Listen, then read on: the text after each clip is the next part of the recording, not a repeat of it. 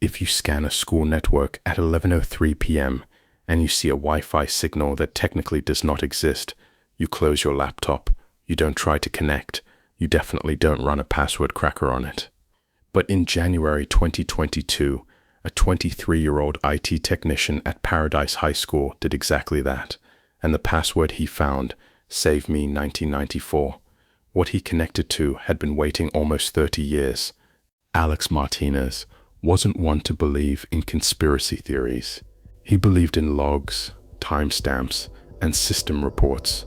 Paradise High School in Las Vegas had 4 registered access points. I knew them all knowingly.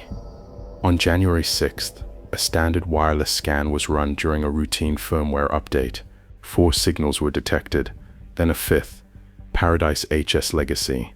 The name didn't match anything existing. No physical access points were mapped. It wasn't listed in the purchase records. It shouldn't exist. Signal strength, weak. Status, stable. Uptime, known. Alex refreshed the scan. It stayed there. He checked again from another device. It was still there. The signal wasn't flickering. It wasn't fake. It was acting like it had been broadcasting for a long time. He logged the anomaly. He said the morning report was his own. But that night, at home, he turned his laptop back on and he ran a scan. The signal was there. At 10:32 p.m., Alex got back in his car. He told himself he just wanted to confirm something. Paradise High, after hours, feels different. Empty hallways, motion sensor lights, HVAC hum. He let himself in using his staff keycard. In the server room, he didn't turn on the overhead lights. Monitor glow was enough. He ran a controlled password test. Nothing aggressive, nothing illegal, just systematic combinations. The process took 47 minutes. Then the program stopped. Password found. Save me 1994. He stared at it. Not admin 123, not Paradise 1 1994. Save me. With a year, he typed it in. The network accepted it immediately. Connected. The network scan showed one connected device. One. Not in the ceiling. Not in the admin office. The signal traced back to storage room C, a room mostly filled with outdated electronics. Alex walked down the hallway slowly. The motion lights turned on one by one behind him. Inside storage room C sat an old beige desktop tower. Late 90s build. CRT monitor beside it. Dust covered everything, but the tower was humming. Not loud, just running. He pressed the keyboard. The monitor flickered on instantly. No boot screen, no login screen. It was already awake. On the desktop, one file. Diary David, 1994.txt. The text file opened in a simple black and white interface. Entries were dated March 15, 1994. Joined the computer club today. Mr. Morrison says networking is the future. April 3, 1994. First time connecting the school systems together. It feels like building something invisible. May 17, 1994. The system behaves differently after 11 p.m. It logs connections I can't trace. May 22, 1994. Mr. Morrison requested the removal of certain grade files. I made copies as a precaution. I had concerns. Final entry. May 23, 1994. If anyone reads this, I found proof that records were changed. Not just grades, enrollment data too. I saved everything to external storage. I think he knows. If I disappear, it wasn't random. Save me. Alex leaned back slowly. Then he opened the school archive system. Alex opened the school archive system. His hands were steady. His breathing wasn't. He typed the name slowly. David Morgan. Student file. David Morgan, age 16. Enrolled September 1991. GPA 3.7. Extracurriculars computer club. Math team. No disciplinary records. No attendance issues. No flags of any kind. A quiet student. The kind that systems don't notice. Status transferred schools. Date May 24, 1994. Receiving institution not listed. Alex stared at that line. Not listed. A transfer without a destination. He had processed dozens of student transfers in his 2 years at Paradise High. Every single one had a receiving school on file. It was standard, required.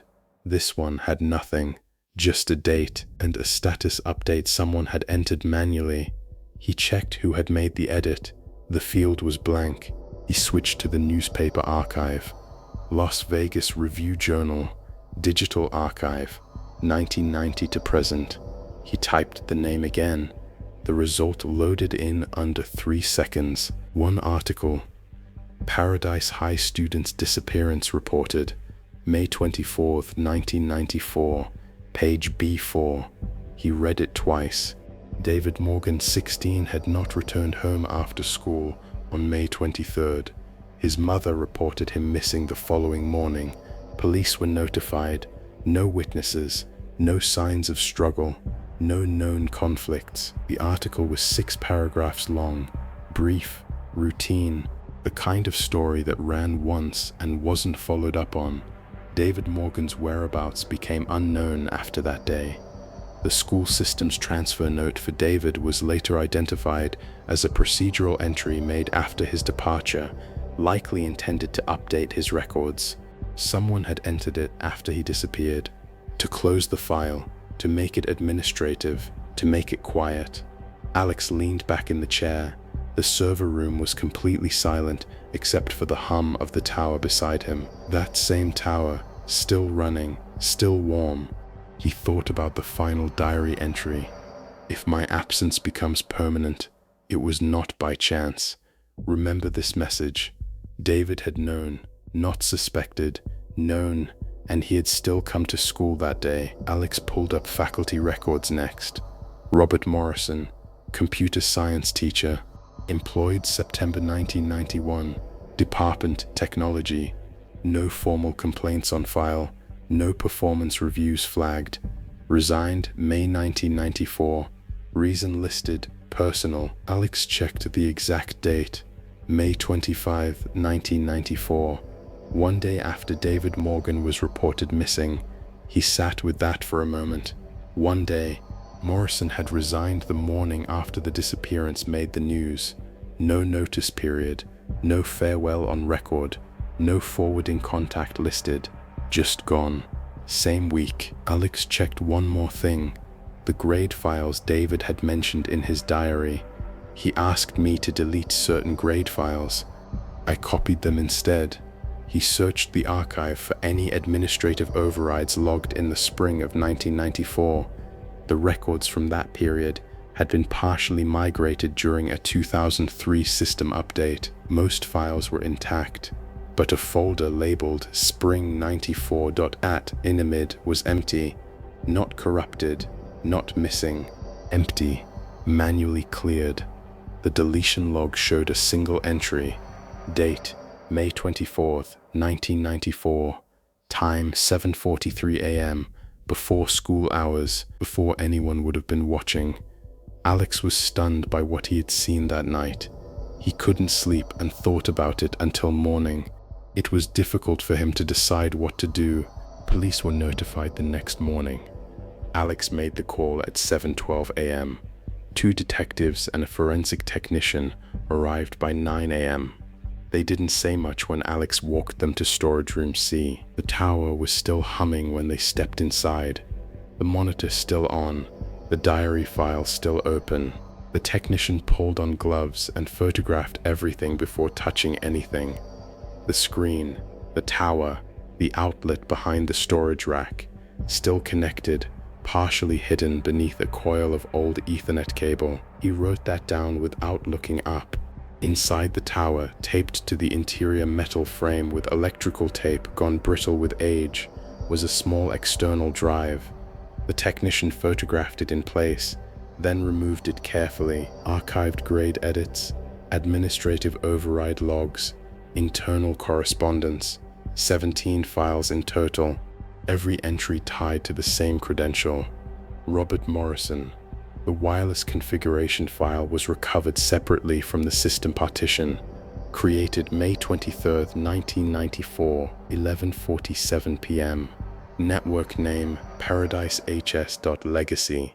Password SaveMe_1 1994.